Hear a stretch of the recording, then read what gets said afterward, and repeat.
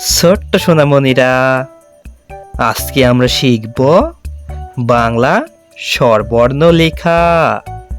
চলো তার আগে আমরা রঙের সাথে পরিচিত হই।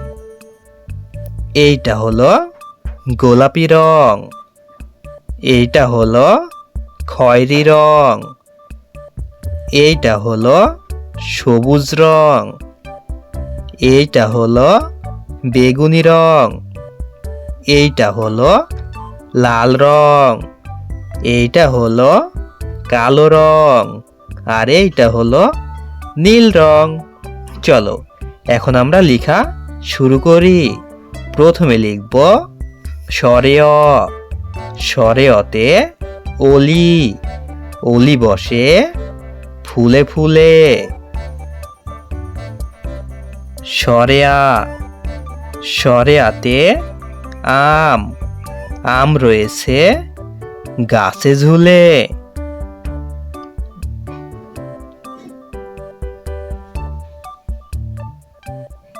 রস্বই।